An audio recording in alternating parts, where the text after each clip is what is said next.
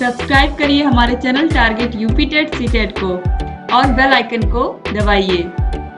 Hello friends, मैं रेनू स्वागत करती हूँ आप सभी भावी अध्यापक एवं अध्यापिकाओं का आपके अपने channel target UP TET CTET में। दोस्तों, पिछली वीडियो में हम लोगों ने चैप्टर नंबर 6 को स्टार्ट किया था और चैप्टर नंबर 6 क्या है आपका? खनिज एवं अयस्क। खनिज के विषय में मैंने आपको बताया था कि जो खनिज होते हैं वो भूपर्पटी पर यानी कि पृथ्वी की भूपर्पटी पर, पृथ्वी की ऊपरी सतह पर खुदाई से प्राप्त होने वाले पदार्थ जिनका उपयोग हम अपने दैनिक जीवन में करते हैं, उन्हीं पदार्थों को हम क्या कहते हैं? खनिज कहते हैं। और अयस्क किसे कहते हैं, इसके विषय में भी मैंने आपको बताया था। और धातुएं क्या होती हैं, धातुओं का उपयोग क्या क्या होता है, धातुओं के कौन कौन से गुण होते हैं, सभी धातुओं के गुणों के बारे में मैंने आपको बताया था। मैक्सिमम जो धातुएं होती हैं वो चमकदार होती हैं। इसके अलावा बहुत सारी जो धातुएं होती हैं उनमें आघात वर्धनीयता का गुण होता है। इसके अलावा तन्यता का गुण होता है यानी कि लचीलापन होता है। इन सभी के विषय में आपने देखा था। आज की इस वीडियो में हम सबसे पहले अधातुओं के विषय में पढ़ेंगे। तो कल की वीडियो जिन भी प्रशिक्षुओं ने ध्यान से देखी थी, धातुओं के गुणों के बारे में अच्छे से पढ़ा था, उनको सारी चीजें अच्छे से पता होंगी कि अधातु में क्या होगा, क्योंकि धातुओं का सेम उल्टे होते हैं अधातु, यानी कि जो मेटल होते हैं उनके ठीक अपोजिट होते हैं। उनके ठीक अपोजिट क्या होते हैं? अधातुएं होती है या नॉन मेटल होते हैं। तो चलिए हम नॉन मेटल के बारे में पढ़ेंगे और उसके बाद किस तरीके से हम अयस्क का सांद्रण करते हैं और उससे शुद्ध धातु को प्राप्त करते हैं, इसके विषय में भी हम आज पढ़ेंगे। हम फेन प्लवन विधि के बारे में पढ़ेंगे, गुरुत्वीय पृथक्करण विधि के बारे में पढ़ेंगे। इसके अलावा जितनी भी विधियां हैं सांद्रण की, हम सभी के बारे में पढ़ेंगे। तो चलिए स्टार्ट करते हैं। सबसे पहले नॉन मेटल किसे कहते हैं या अधातुएं क्या होती हैं। तो अधातुओं में धातुओं के विपरीत गुण पाए जाते हैं। ऑलरेडी मैंने आपको बताया कि धातुओं के जितने भी गुण आप लोगों ने पढ़े थे कि धातु क्या होते हैं? कठोर होते हैं, अपारदर्शी होते हैं, इनके आर पार हम नहीं देख सकते हैं। इसके अलावा इनमें लचीलापन होता है, इनका जो स्ट्रक्चर होता है वो बहुत कठोर होता है, यानी कि आसानी से ये टूटते नहीं है गिरने पर, और इन्हें हम आसानी से फैला करके इनसे हम बहुत सारी चीजें बना सकते हैं।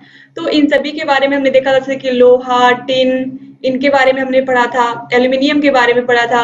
अब इस वीडियो में हम देखेंगे अधातु कौन कौन से हैं और इनके गुण क्या है। तो जितनी चीजें हमने वहां पर पढ़ी थी ठीक उसके विपरीत ही होते हैं अधातु। तो देखिए, अधातुओं में धातुओं के विपरीत गुण पाए जाते हैं, जैसे कि ये ऊष्मा तथा विद्युत की कुचालक होती हैं। बहुत इंपॉर्टेंट प्रॉपर्टी कल हम लोगों ने पढ़ा था कि जो धातुएं होती हैं वो क्या होती हैं? विद्युत की और ऊष्मा की सुचालक होती हैं। यानी कि चाहे लोहे का तार हो, तांबे का तार हो, एल्यूमिनियम का तार हो, उसमें से क्या होगी? बिजली प्रवाहित हो सकती है या इलेक्ट्रिसिटी फ्लो करेगी। लेकिन जो अधातुएं होती हैं, जो नॉन मेटल होते हैं, इनमें इलेक्ट्रिसिटी फ्लो नहीं होती, यानी कि इसमें करंट नहीं दौड़ सकता है। और इसमें ये क्या होते हैं? ऊष्मा के कुचालक होते हैं, जैसे कि कार्बन हुआ, सल्फर हुआ, क्लोरीन हुआ। इन सब में जो ऊष्मा है वह एक स्थान से दूसरे स्थान पर नहीं जा पाएगी, या फिर ये कहें कि ये गर्म नहीं होंगे। इसमें ऊष्मा का प्रवाह ही नहीं होगा और इसमें करंट भी नहीं फ्लो करेगा। अब चलिए हम देखते हैं अधातुओं के गुण यानी कि प्रॉपर्टीज ऑफ नॉन मेटल। तो देखिए, सबसे पहले यहाँ पर देखिए, जो अधातु होते हैं उनमें चमक नहीं होती है, जबकि धातुओं में हमने क्या पढ़ा था? चमक होती है। परंतु हीरा, जो कि कार्बन का ही एक प्रकार है, बहुत ही चमकीला होता है। ग्रेफाइट भी कार्बन का एक प्रकार है जो कि चमकदार है। तो हम अधातुओं में देखते हैं, जो अधातुएं होती हैं मैक्सिमम सभी की सभी अधातुएं क्या होती हैं? इनमें कोई चमक नहीं होती है। लेकिन सिर्फ हीरे को और ग्रेफाइट को छोड़ के हम सभी को पता है कि हीरा कितना चमकीला होता है, सोने और चांदी से ज्यादा भी चमकीला होता है। तो हीरा बहुत चमकीला होता है और ग्रेफाइट भी। तो हीरा और ग्रेफाइट को छोड़ करके जितनी भी अधातुएं होती हैं सभी क्या होती हैं? इनमें कोई चमक नहीं होती है। फिर है कठोरता। अधातु कठोर नहीं होते हैं, परंतु हीरा काफी कठोर होता है। हीरा अब तक प्राप्त प्राकृतिक पदार्थों में सबसे ज्यादा कठोर पदार्थ है। तो कठोरता के मामले में भी आपने देखा था धातुओं में सभी धातुएं क्या होती हैं? कठोर होती हैं। जबकि यहाँ पर हम क्या देख रहे हैं? सभी धातुएं क्या होती हैं? कठोर होती हैं। पारे को छोड़ करके, पारा क्या होता है? सामान्य तापमान पर क्या होता है? वो द्रव में परिवर्तित होता है। बाकी सभी धातुएं क्या होती हैं कठोर, जैसे कि सोना, चांदी, लोहा, ये सब क्या होते हैं, आप सामान्य अवस्था में देखोगे तो ये आपको कठोर ही मिलेंगे, ठीक है। लेकिन जो अधातु होते हैं ये कठोर बिल्कुल नहीं होते हैं। सिर्फ और सिर्फ अपवाद कौन है, हीरा, यानी कि चमक में भी और कठोरता में भी केवल हीरा ही है जो अपवाद है। अब देखिए आघात वर्धनीयता, अधातु आघात वर्धनीयता का गुण नहीं रखते हैं, यह पीटने पर टुकड़े टुकड़े में टूट जाते हैं। आप देखते हैं एल्यूमिनियम को पीट पीट करके उसके अलग अलग प्रकार के बर्तन, उसको पतली परत में कन्वर्ट करके विभिन्न प्रकार के दरवाजे आप देखते हैं एल्यूमिनियम के बनाए जाते हैं।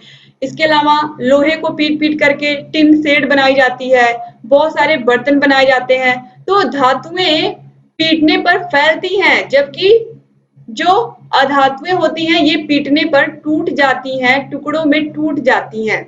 तो यहाँ पर आप देखिए ये टुकड़ों में टूट जाती हैं, ये फैलती नहीं है। तो इनमें आघात वर्धनीयता का बिल्कुल भी गुण नहीं होता है।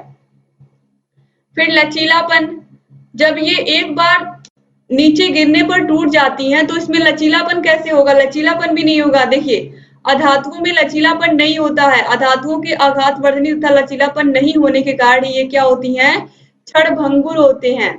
अब देखिए बिजली और उष्मा के कुचालक, ऑलरेडी आपको मैंने बताया कि जो बिजली और उष्मा होती है यह किसमें फ्लो करती है, धातुओं में फ्लो करती है, चाहे इलेक्ट्रिसिटी हो चाहे हीट हो। और यहाँ पर सिर्फ और सिर्फ एक अपवाद है और वो क्या है, ग्रेफाइट। ग्रेफाइट बिजली का सुचालक होता है, सिर्फ इसको छोड़ करके बाकी जितनी भी अधातुएं हैं सभी उष्मा की कुचालक होती हैं, यानी कि ना तो उष्मा का प्रवाह होता है ना ही बिजली का प्रवाह होता है। तो आप अगर आपने धातुओं के गुण पढ़े हैं तो अधातुओं के गुण आपको ऑलरेडी आसानी से याद हो जाएंगे, सिर्फ कुछ और कुछ अपवादों को छोड़ करके, जैसे कि चमक और कठोरता में हीरा अपवाद है, ठीक है। और बिजली के सुचालक में कौन अपवाद है, ग्रेफाइट, क्योंकि अधातुएं बिजली की और उष्मा की कुचालक होती हैं लेकिन ग्रेफाइट को छोड़ करके। तो इस तरीके से आसानी से आपको याद भी हो गया होगा। अब देखिए भौतिक अवस्था के बारे में बात कर लेते हैं। कुछ अधातु सामान्य तापमान पर ठोस, कुछ द्रव तथा कुछ गैस होते हैं, जैसे कि कार्बन ठोस, ब्रोमीन द्रव तथा ऑक्सीजन गैस अवस्था में होते हैं। ब्रोमीन ही एक ऐसा अधात्विक तत्व है जो सामान्य अवस्था में द्रव अवस्था में होता है। तो जो यहाँ पर आप देखिए कुछ अधातुएं, यहाँ पर कुछ निश्चित नहीं है कि सब ठोस अवस्था में होते हैं, कुछ ठोस भी होते हैं, कुछ द्रव भी होते हैं और कुछ गैस भी होते हैं। तो इनकी भौतिक अवस्था बिल्कुल फिक्स नहीं होती, जैसे कि आपने देखा था धातुओं में कि जो पारा होता है, पारा सामान्य तापमान पर क्या होता है, द्रव होता है। बाकी सभी धातुएं क्या होती हैं, ठोस होती हैं। बल्कि और यहाँ पर हम क्या देख रहे हैं, अधातु में ये जितनी भी अधातुएं हैं ये ठोस अवस्था में भी पाई जाती हैं, द्रव अवस्था में भी पाई जाती हैं और इसके अलावा गैस अवस्था में भी पाई जाती हैं। अब देखिए गलनांक तथा क्वथनांक, अधातुओं का गलन तथा क्वथनांक बिंदु काफी कम होता है, परंतु हीरा जो कि एक अधातु है तथा कार्बन का ही एक प्रकार है का गलनांक बहुत ही अधिक होता है। तो इस तरीके से हम लोगों ने अधातुओं की प्रॉपर्टीज देख ली। अब धातुओं और अधातुओं में क्या क्या अंतर होता है, देखिए मेटल और नॉन मेटल में क्या डिफरेंस होता है। तो ये धातु सामान्यतः ठोस होते हैं, लोहा, तांबा, सोडियम ये क्या होते हैं, ठोस होते हैं। जबकि अधातु ठोस, द्रव और गैस तीनों अवस्थाओं में होती है, जैसे कि गंधक ठोस अवस्था में, ब्रोमीन द्रव अवस्था में और ऑक्सीजन गैस अवस्था में। तो अधातुएं तीनों अवस्थाओं में पाई जाती हैं। ये देखिए यहाँ पर धातुओं में ये अपारदर्शी होते हैं, यानी कि लोहे का अगर आप एक टुकड़ा ले लीजिए तो आप उसके आर पार नहीं देख पाएंगे। जबकि यहाँ पर आप देखिए धातु क्या होते हैं, पारदर्शी। कोई भी गैस आप ले लीजिए, गैस क्या होती हैं, पारदर्शी तो होती हैं। अब इसके बाद यहाँ पर देखेंगे हम, इनका घनत्व अधिक तथा गलनांक उच्च होता है। इनका घनत्व एवं गलनांक दोनों ही कम होता है, किसका, अधातुओं का। फिर देखिए धातुओं में क्या होती है, चमक होती है, ऑलरेडी आपने पढ़ लिया है। ग्रेफाइट, हीरा और आयोडीन के अतिरिक्त अन्य अधातुओं में विशेष चमक नहीं होती है। अब इसके बाद देखिए ये ऊष्मा और विद्युत के सुचालक होते हैं, कौन, धातुएं। जबकि अधातुएं ऊष्मा की कुचालक होती हैं, जैसे कि ग्रेफाइट और कार्बन गैस को छोड़ करके बाकी सभी अधातुएं कुचालक होती हैं। फिर देखिए, जब धातुओं को किसी कठोर वस्तु से टकराया जाता है तो इनमें ध्वनि उत्पन्न होती है। धातुओं को अगर हम आपस में टकराते हैं, या एक लोहे का बर्तन ले लिया, एक एल्यूमिनियम का बर्तन ले लिया, दोनों को आपस में टकराएंगे तो एक आवाज आएगी। जबकि जो अधातुएं होती हैं, इनको टकराने पर कोई विशेष प्रकार की आवाज नहीं होती है। तो इस तरीके से यहाँ पर हम लोगों ने धातुओं और अधातुओं में अंतर भी देख लिया। ये बहुत इंपॉर्टेंट पॉइंट है, इसको आप याद रखिएगा, एग्जाम के लिए भी बहुत इंपॉर्टेंट है आप लोगों के। और दोस्तों, इसके बाद हम पढ़ने वाले हैं धातु निष्कर्षण तथा धातु कर्म। धातु निष्कर्षण तथा धातु कर्म क्या होता है, तो चलिए देखते हैं। अयस्क में पाई जाने वाली अशुद्धियों को अलग करने की क्रिया को हम क्या कहते हैं, धातु निष्कर्षण कहते हैं। जो अयस्क होते जैसे कि बॉक्साइट, हेमेटाइट, इन सभी में बहुत सारी अशुद्धियां होती हैं। तो इन अशुद्धियों को दूर करके हम शुद्ध धातु को प्राप्त करने की जो विधि अपनाते हैं, इन अशुद्धियों को दूर करने की जो विधियां अपनाते हैं, ताकि हमें स्वच्छ और साफ धातु मिल पाए, उसे ही हम क्या कहते हैं, उस प्रक्रिया को ही धातु निष्कर्षण कहते हैं। अब देखिए, किसी शुद्ध धातु को उसके अयस्क से प्राप्त करने की संपूर्ण विधि धातु कर्म कहलाती है। धातु निष्कर्षण का मतलब क्या हुआ कि हम अयस्क में जो अशुद्धियां हैं उनको दूर करने की प्रक्रिया को धातु निष्कर्षण कहते हैं। और धातु कर्म क्या होता है, किसी शुद्ध धातु को उसके अयस्क से प्राप्त करने की संपूर्ण विधि धातु कर्म कहलाती है। अन्य शब्दों में अनेक अयस्कों से शुद्ध धातु प्राप्त करने के प्रक्रम को ही हम धातु कर्म कहते हैं। अगर एग्जाम में पूछ लेगा कि धातु कर्म किसे कहते हैं, तो हम क्या बताएंगे, किसी शुद्ध धातु को उसके अयस्क से प्राप्त करने की संपूर्ण विधि धातु कर्म कहलाती है। अब देखिए, धातु कर्म की जो क्रिया होती है वो 5 पदों में होती है। सबसे पहले हम क्या करते हैं, जो अयस्क, चाहे हमें बॉक्साइट मिला है, हेमेटाइट मिला है, किसी भी धातु का अयस्क मिला है, तो उस अयस्क का हम सांद्रण करेंगे, उसमें जो अशुद्धियां हैं उनको दूर करेंगे, फिर निस्तापन करेंगे, फिर भर्जन करेंगे, फिर प्रगलन करेंगे और फिर धातु का शोधन करेंगे। तो आज की इस वीडियो में हम अयस्क का सांद्रण पूरा पढ़ के खत्म कर लेंगे, और फिर इसके बाद जितने पॉइंट्स बच रहे हैं इनको हम अगली वीडियोस में देखेंगे। दोस्तों, आप लोगों के साइंस का मैंने 5 चैप्टर पूरा क्लियर कर दिया, 6वां चैप्टर मैं पढ़ा रही हूँ, और इसके बाद केवल एक चैप्टर बचा हुआ है, आवर्त सारणी। और इन 7 चैप्टर के बाद आपका पूरा ये साइंस खत्म होने जा रहा है। आपके हर एक चैप्टर में मैंने क्वेश्चंस भी कराए हैं, आप ही लोगों के कहने पर। आप लोग सभी चैप्टर्स को पढ़ रहे होंगे तो आपको पता भी चल रहा होगा कि मैंने क्वेश्चंस भी सॉल्व करवाए हैं। इसके अलावा अगर आपको और सारे क्वेश्चन सॉल्व करने हैं तो आप ऐप पर जा करके टेस्ट दे सकते हैं। App target UP TET CTET app की लिंक आपको डिस्क्रिप्शन में मिल जाएगी। दोस्तों, आप लोगों को पता है कि फर्स्ट पेपर आरंभिक स्तर पर पठन लेखन एवं गणितीय क्षमता का विकास मैंने पूरा पढ़ा लिखा के इसी तरीके से जैसे यहाँ पर मैं लिखा के पढ़ा रही हूँ साइंस आपको, ऐसे ही मैंने फर्स्ट पेपर और सेकंड पेपर, आपको पता है शैक्षिक प्रबंधन एवं प्रशासन, ये दोनों ही पेपर मैंने पूरा पढ़ा लिखा के आप लोगों को खत्म कर दिया। आप लोग का ये पूरा दोनों पेपर पढ़ा लिखा के खत्म कर दिया है बहुत पहले ही। तो आप लोग नोट्स बना लीजिए, आप लोग उन वीडियोस को देखिए। बहुत ज्यादा क्लास नहीं मैंने पढ़ाई है और बहुत ही अच्छे से मैनेज करके सारी चीजों को मैंने आप लोगों को पढ़ाया है। तो आप लोग उन वीडियोस को देखिए, अपनी तैयारी को बेहतर बनाइए। और अगर आप अच्छे से सारे वीडियोस को देख लेते हैं, पढ़ लेते हैं, नोट्स बना लेते हैं, तो आपको ही एग्जाम में फायदा होगा और आपके मार्क्स अच्छे आएंगे। आपको पता है फर्स्ट पेपर और सेकंड पेपर 50-50 नंबर के होते हैं, तो आप बिल्कुल रिस्क नहीं ले सकते हैं। अगर आपको 50 नंबर के पेपर आपके अच्छे होते हैं तो ओवरऑल आपका रिजल्ट भी बहुत अच्छा आता है। तो इसीलिए आप लोग जरूर नोट्स बना लीजिए। अब चलिए हम आगे देखते हैं। और हाँ, आपको फर्स्ट पेपर और सेकंड पेपर के सभी वीडियोस की लिंक डिस्क्रिप्शन बॉक्स और कमेंट बॉक्स में मिल जाएगी। और फर्स्ट पेपर और सेकंड पेपर की अगर आपको पूरी पीडीएफ चाहिए तो पीडीएफ के लिए आपको ऐप को ही डाउनलोड करना होगा। ऐप पर ही आपको सभी पीडीएफ मिलेंगी। तो चलिए अब आगे बढ़ते हैं। सबसे पहले अयस्क का सांद्रण हम देखते हैं। तो भूपर्पटी से प्राप्त अयस्क में अशुद्धियां होती हैं। इन अशुद्धियों मिट्टी, कंकड़, पत्थर आदि, अगर हम पृथ्वी की भूपर्पटी या हम मिट्टी को ही सामान्यतः अगर हम उसकी खुदाई कर रहे हैं, मिट्टी में से कुछ हम निकालने की कोशिश कर रहे हैं, तो हम देखेंगे कहीं ना कहीं जिस भी पदार्थ को हम निकाल रहे हैं, चाहे मूली हो, गाजर हो, तो आप देखोगे उसमें कहीं ना कहीं धूल लगी होती है, कुछ मिट्टी लगी होती है। ऐसे ही अगर हम अयस्क को जब पृथ्वी के अंदर से निकालते हैं तो उसमें क्या होती है, विभिन्न प्रकार की अशुद्धियां होती हैं और उन अशुद्धियों को दूर करके ही हम शुद्ध धातु को प्राप्त कर पाते हैं। दोस्तों, यहाँ पर आप देखिए, भूपर्पटी से प्राप्त अयस्क में अशुद्धियां होती हैं। इन अशुद्धियों यानी कि मिट्टी, कंकड़, पत्थर आदि को अयस्क से अशुद्धियों को पृथक करने की जो विधि होती है वही क्या कहलाती है, सांद्रण कहलाती है। यानी कि जो अयस्क हमें मिलते हैं जब हम खुदाई करते हैं पृथ्वी के अंदर से, तो उनमें बहुत सारी अशुद्धियां होती हैं, जैसे कि मिट्टी, कंकड़, पत्थर। तो इनकी हमें क्या करना होता है, इनको इस अयस्क में से निकालना होता है और हमें शुद्ध धातु प्राप्त करनी होती है। तो उस शुद्ध धातु को प्राप्त करने की कौन-कौन सी विधियां हैं, क्योंकि विभिन्न प्रकार के पदार्थ हैं जो हमें पृथ्वी के अंदर से प्राप्त होते हैं खुदाई करने पर।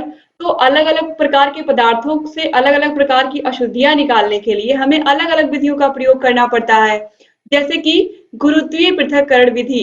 गुरुत्वीय पृथक्करण विधि सबसे पहले यहाँ पर है, फिर देखिए फेन प्लवन विधि, फिर चुंबकीय पृथक्करण विधि और फिर द्रवीकरण विधि और इसके बाद है निक्षालन या रासायनिक पृथक्करण। ये यहाँ पर पहला गुरुत्वीय पृथक्करण विधि बहुत इंपॉर्टेंट है, फिर फेन प्लवन विधि भी बहुत इंपॉर्टेंट है और चुंबकीय पृथक्करण विधि। ये तीनों ही बार-बार एग्जाम में पूछे गए हैं। तो गुरुत्वीय पृथक्करण विधि, फेन प्लवन विधि और चुंबकीय पृथक्करण विधि, इन तीनों को आप लोग अच्छे से याद कर लीजिएगा, अच्छे से समझ लीजिएगा। और ऑलरेडी मैं यहाँ पर आपको समझा करके ही पढ़ाने वाली हूँ, पूरा फिगर दिखा करके आपको समझाने वाली भी हूँ, ताकि आप लोग समझ जाइए। तो चलिए सबसे पहले हम गुरुत्वीय पृथक्करण विधि के बारे में पढ़ेंगे। तो गुरुत्वीय पृथक्करण विधि में क्या होगा, जो साफ और स्वच्छ अयस्क होगा या उससे निकली हुई धातु होगी, वो कहाँ पर जाकर के बैठ जाएगी, वो तली पर जाकर के बैठ जाएगी और जो अशुद्धियां होंगी वो आसानी से बाहर निकल जाएंगी। तो चलिए इसको हम देखते हैं, ये सबसे आसान विधि है। देखिए, जब अयस्क में हल्की अशुद्धियां होती हैं कुछ इस तरीके से, यहाँ पर आप देखिए सांद्रित अयस्क यानी कि जो स्वच्छ होता है वो यहाँ पर तली में आके बैठ जाता है, क्योंकि गुरुत्वीय पृथक्करण विधि के माध्यम से आपको पता है कि जो भारी पदार्थ होगा वो कहाँ आएगा, नीचे तली में आएगा। अब देखिए, जब अयस्क में हल्की अशुद्धियां पाई जाती हैं तो इसका सांद्रण इस विधि द्वारा किया जाता है, यानी कि जब बहुत कम अशुद्धियां होती हैं जिनको हम पानी से साफ कर सकते हैं, तो हम गुरुत्वीय पृथक्करण विधि का प्रयोग करते हैं।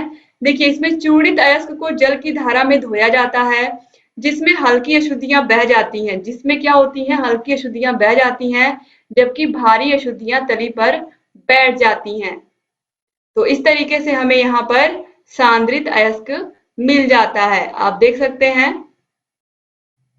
पिसा हुआ अयस्क यहाँ पर हम डालेंगे, ये अधात्री है।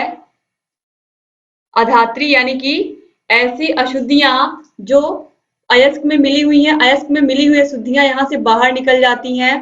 फिर यहाँ पर आप देखिए अयस्क का ये अवरोधक है, यहाँ से पानी जा रहा है, ये पानी की धारा यहाँ से जा रही है, तो ये यहाँ से अयस्क आ रहा है, यहाँ से पानी की धारा जा रही है। तो ये दोनों आपस में मिल करके यहाँ पर क्या होता है, इस अयस्क की सफाई कर देते हैं और जो अशुद्धियां होती हैं वो निकल जाती हैं बाहर और हमें क्या मिलता है, शुद्ध अयस्क मिलता है। तो इस तरीके से यहाँ पर आप इसका फिगर भी बना सकते हैं। अब फेन प्लवन विधि के बारे में हम पढ़ेंगे। देखिए, कॉपर, लेड तथा जिंक के सल्फाइड अयस्कों का सांद्रण सामान्यतः इसी विधि द्वारा किया जाता है। अगर एग्जाम में पूछेगा कि कॉपर, लेड तथा जिंक के सल्फाइड के अयस्कों का सांद्रण किस विधि से करते हैं, तो फेन प्लवन विधि से करते हैं। कॉपर, लेड और जिंक याद रखिएगा, बहुत इंपॉर्टेंट है। फेन प्लवन विधि, फेन का मतलब ही होता है झाग। तो यहाँ पर आप देखिए, इस विधि में चूर्णित अयस्क को टैंक में जल तथा तेल की अल्प मात्रा के साथ मिश्रित किया जाता है तथा वायु के मिश्रण में गुजारा जाता है। वायु को मिश्रण में गुजारा जाता है, जिससे सतह पर झाग बनती है। यानी कि वायु को क्या किया जाता है, मिश्रण में गुजारा जाता है। अयस्क कणों को झाग द्वारा सतह पर लाया जाता है। अयस्क कणों को झाग द्वारा सतह पर लाया जाता है तथा अशुद्धियां तल में बैठ जाती हैं। कुछ इस तरीके से आप देखिए, अयस्क से सांद्रित फेन को हटा लिया जाता है। अब सांद्रित अयस्क को छान लिया जाता है। तो इस तरीके से यहाँ पर आप देख सकते हैं, जो अशुद्धियां हैं वो तली में जाकर के बैठ जाती हैं और हमने क्या किया, हमने वायु का मिश्रण इसमें भेजा है इस बर्तन में, और इससे क्या हुआ, यहाँ पर क्या हमने मिलाया है, अयस्क के साथ जल और तेल, ये तीन मिश्रण हमने इसमें मिलाया है यहाँ पर, और इससे झाग के साथ जो अयस्क है वह ऊपर आ जाता है इस तरीके से।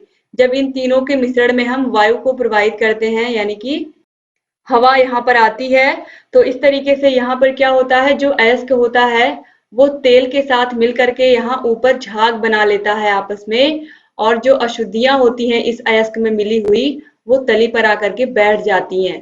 तो इस तरीके से जो फेन प्लवन विधि है इसमें इस झाग में अयस्क आ जाता है, फिर इस झाग में से हम क्या करते हैं अयस्क को अलग कर लेते हैं।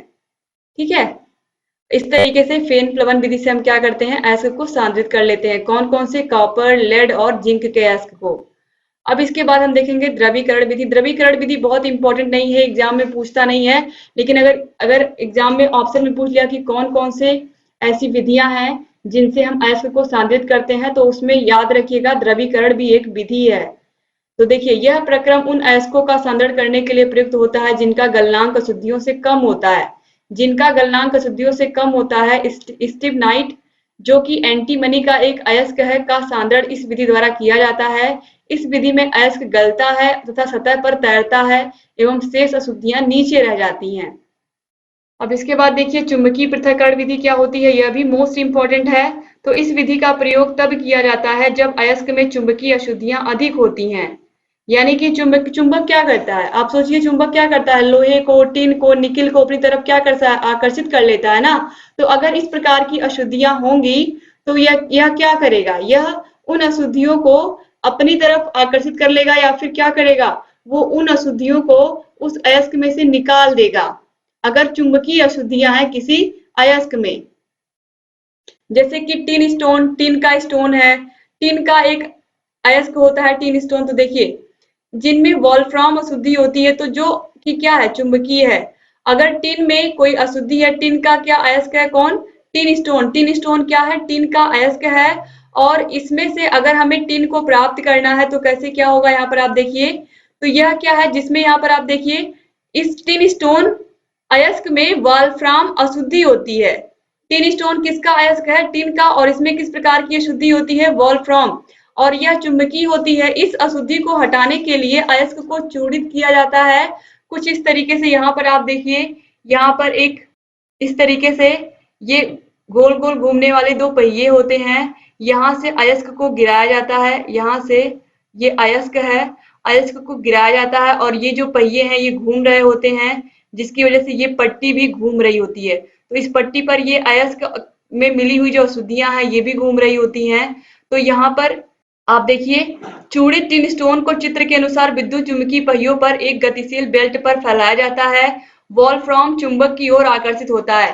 तो विद्युत चुंबकीय यहाँ पर आप देख सकते हैं, ये जो पहिए होते हैं विद्युत चुंबकीय होते हैं, यानी कि इसमें धारा प्रवाहित की जाती है। तो यहाँ पर विद्युत क्षेत्र होता है, तो इससे क्या होता है, इसमें जो चुंबकीय अशुद्धियां होती हैं वो इस तरीके से इस पर चिपक करके यहाँ दूर आकर के गिरती हैं, जबकि जो अयस्क है वो आकर के एक अलग कंटेनर में इकट्ठा हो जाता है।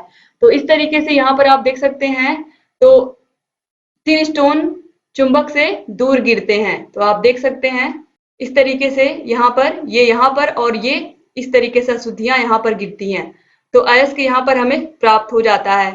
अब इसके बाद एक और विधि है निक्षालन या रासायनिक पृथक्करण। तो इस विधि में चूड़ित अयस्क को एक उपयुक्त विलायक के साथ मिलाया जाता है। अयस्क इसमें घुलता है जबकि अशुद्धियां अघुलनशील होती हैं। बॉक्साइट अयस्क में अशुद्धि के रूप में Fe2O3 और SiO2 आदि होते हैं और बॉक्साइट को NaOH के विलयन के साथ उपचारित किया जाता है। अशुद्धियां सोडियम एल्यूमिनेट तथा सोडियम सिलिकेट बना लेती हैं। शेष बची हुई अशुद्धियां अघुलनशील होती हैं जिनको छाना नहीं जाता है। सोडियम एल्यूमिनेट जल अपघटन द्वारा अवक्षेप के रूप में एल्यूमिनियम हाइड्रॉक्साइड बनाता है और एल्यूमिनियम हाइड्रॉक्साइड को मिलाने पर हाइड्रॉक्साइड का अवक्षेपण बढ़ता है। विलेय सोडियम सिलिकेट विलयन में रहता है। जब अवक्षेप को छाना, धोया और शुष्क तथा जलाया जाता है तो शुष्क एल्यूमिनियम ऑक्साइड यानी कि Al2O3 प्राप्त होता है और यह विधि क्या कहलाती है, निक्षालन या रासायनिक पृथक्करण। रासायनिक पृथक्करण विधि का जो प्रोसेस है वो बहुत लंबा होता है। इसमें विलायक मिलाया जाता है और ऐसा विलायक मिलाया जाता है जिससे अयस्क इसमें घुल जाए और विभिन्न प्रकार की परिस्थितियां उत्पन्न की जाती हैं जिससे जो शुद्ध अयस्क है वो हमें प्राप्त हो पाए। इसकी जो विधि होती है वो बहुत लंबी होती है, तो इसीलिए एग्जाम में बहुत कम ही ये पूछा है, लेकिन आप इसका नाम जरूर याद रखिएगा, निक्षालन या रासायनिक पृथक्करण। तो इस तरीके से यहाँ पर आप लोगों ने ये पूरा सांद्रण विधियां कंप्लीट कर लिया और इसके बाद हम जो अगली विधि है उसके बारे में पढ़ेंगे। तो दोस्तों ये चैप्टर थोड़ा लंबा है, लेकिन इससे एग्जाम में क्वेश्चन बहुत बनते हैं, तो आप लोग इसको पढ़ते रहिए और जहाँ कहीं कोई भी समस्या आ रही है आप हमसे पूछते रहिए। क्योंकि दोस्तों आप लोगों के 7 चैप्टर हैं, छठवां चैप्टर चल रहा है, सातवां भी मैं जल्दी ही पढ़ाने वाली हूँ जैसे ये खत्म होगा। और इस तरीके से आप लोगों का पूरा जो 4th सेमेस्टर का 3 पेपर बिल्कुल कंप्लीट होने जा रहा है। और आपका हिंदी और एसएसटी भी लगातार प्रियंका मैम पढ़ा रही हैं टारगेट टीचर जॉब चैनल पर। तो प्रियंका मैम से आप पढ़ते रहिए, आप उनके चैनल को भी जरूर सब्सक्राइब कर लीजिए। और हिंदी और एसएसटी यानी कि हिंदी और सामाजिक अध्ययन विषय का भी नोट्स बनाते चलिए। तो आपका first paper, second paper, third paper science भी पढ़ा ही रही हूँ मैं। इसके अलावा आपका 5वां पेपर एसएसटी सामाजिक अध्ययन वो भी पढ़ाया ही जा रहा है। छठवां पेपर हिंदी, सभी विषय आप लोगों को पढ़ाए जा रहे हैं। तो आप लोग अपनी बेस्ट तैयारी जरूर करिए दोस्तों। और अगर आप अच्छे से तैयारी करेंगे तो आप एग्जाम में भी बेहतर स्कोर करेंगे। अगर आपको वीडियो में प्रचार नहीं चाहिए, यानी कि आप चाहते हैं कि कोई ऐड ना आए, तो आप लोग ऐप पर जाकर के वीडियोस को देखिए। आपको ऐप पर कहीं कोई प्रचार नहीं मिलेगा, सारी वीडियोस पर सभी सभी वीडियोस आपको बहुत ही अच्छी क्वालिटी में मिलेंगे। इसके अलावा आप लोग हर एक चैप्टर को पढ़ने के बाद उसका टेस्ट भी दे पाएंगे और स्कोर भी देख पाएंगे कि आपने कितने क्वेश्चन बिल्कुल सही किए हैं। तो इस तरीके से अपनी तैयारी को भी जांच पाएंगे कि आपने कितने अच्छे से चैप्टर को पढ़ा है। तो मुझे पूरा यकीन है कि आप सभी प्रशिक्षु जा करके पढ़ेंगे अच्छे से और अपनी तैयारी को बेहतर बनाएंगे। और जहाँ कहीं कोई भी समस्या आएगी आप हमसे बताते रहेंगे। एक बार फिर से आप सभी भाई बहनों का बहुत बहुत शुक्रिया वीडियो को पूरा देखने के लिए। अगर वीडियो अच्छा लगा तो लाइक करके जाइएगा, अच्छे अच्छे प्यारे प्यारे कमेंट जरूर छोड़ के जाइएगा। और अगर अभी तक आपने वीडियो को शेयर नहीं किया है तो कॉलेज फ्रेंड्स को कॉलेज के ग्रुप में, व्हाट्सएप ग्रुप में जरूर शेयर कर दीजिएगा। और यहाँ आई बटन पर क्लिक करके आपको 4th सेमेस्टर के सभी वीडियोस की लिंक मिल जाएगी। मैथ भी स्टार्ट हो चुका है, आनंद सर पढ़ा रहे हैं, तो मैथ की क्लासेस भी आप लोग देखिए। डिस्क्रिप्शन बॉक्स, कमेंट बॉक्स में आपको मैथ की क्लासेस की भी लिंक मिल जाएगी। और अगर अभी तक आपने चैनल को सब्सक्राइब नहीं किया तो प्लीज सब्सक्राइब कर दीजिए और बेल आइकन को भी प्रेस कर दीजिए, ताकि जो भी नई वीडियोस हम बनाते हैं उसका नोटिफिकेशन आपके पास समय से जाए और आप हमारे सभी वीडियोस को ऐसे ही देखते रहें। एक बार फिर से आप सभी भाई बहनों का बहुत बहुत शुक्रिया वीडियो को पूरा देखने के लिए। तो मिलते हैं नेक्स्ट वीडियो में, तब तक अपना ख्याल रखिएगा, अपनी फैमिली का भी ख्याल रखिएगा और ऐसे ही हमारे चैनल से बने रहिएगा। जय हिंद दोस्तों।